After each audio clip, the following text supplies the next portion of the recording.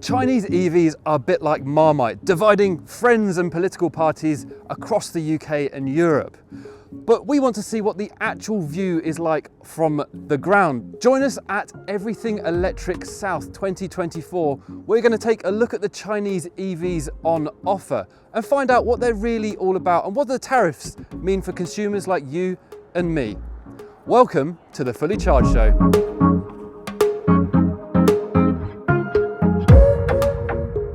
Unless you've been living under a rock, the press attention around the Chinese EV assault around the world is growing bigger by the day and having profound implications for traditional auto manufacturers. VW has announced the closure of a factory in Germany as well as additional factories in China. Mercedes-Benz has slashed its full-year forecast on declining China sales. The US has responded by potentially banning any automotive electronic parts from being in vehicles. So what are German legacy automakers worried about? Well, they're worried about brands like Great Wall Motors with the Aura 03. This car represents great value for money. It's affordable and it's fun. And Great Wall Motors has many more cars in China, which they haven't yet shipped over to UK and European consumers just yet. Great Wall Motors are very serious about their overseas expansion. They've got a plant in Thailand building cars for right-hand drive markets only. And it's brands like this, which even with tariffs, will still easily be able to bring affordable models to these markets. And that's what the legacy automakers are really worried about. This year, 2024, we've seen the NEV penetration rate at over 50% in China. This essentially means that for every 2 cars that are sold, 1 is a new energy vehicle, which does include hybrids. Of course, when the charging infrastructure is in place and you can pick up an EV which costs from £3,000 up to £100,000, then you have plenty of choices. Nowhere is this more apparent than with BYD, one of the companies who are bringing affordable mass market models into the UK and Europe. Behind me we've got the Atto 3, which so far has been a huge success. But the car most people are looking forward to is the Seagull, the 10K Super Mini. We don't know if that will come to the UK or Europe, but the price of that in China at the moment is around about £10,000. Now you need to watch out for BYD because they don't just have their own brand. They've also got something called Denza, their luxury high-end brand. They've got Yangwang. The Yangwang is just beside me over here. And they've also got something called Fengcheng Bao. They're expanding in a huge way and they have all of the right ingredients. They have vertical integration, they have a new factory in Hungary, so they should escape most of those tariffs over the next few years.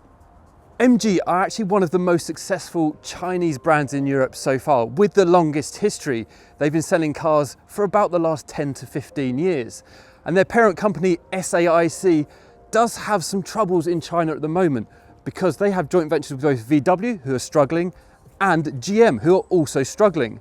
And SAIC are going to be hit with the highest tariffs of about 36%. So whilst the MG5 may not be as glamorous as the Cyberster, I regularly see these as taxis in Shanghai, and they often have over 350,000 kilometers on the original battery and with fast charging.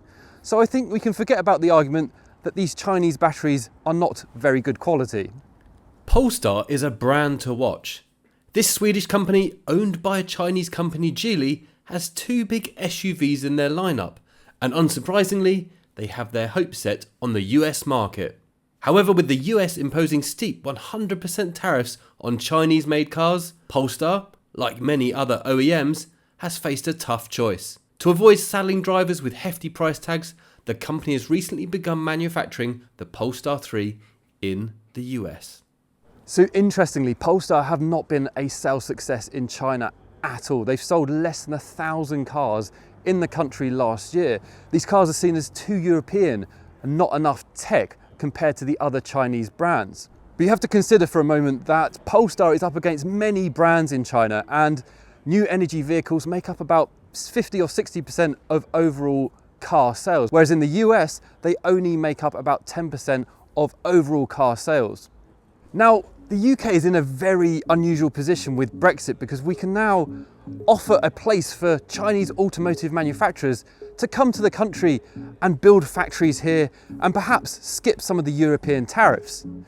The big challenge is though, in recent weeks the Chinese government has said they don't want to ship all of this technology to European or the UK. They want to just offer it as knockdown kits and just rebuild them in the country. So what does this mean?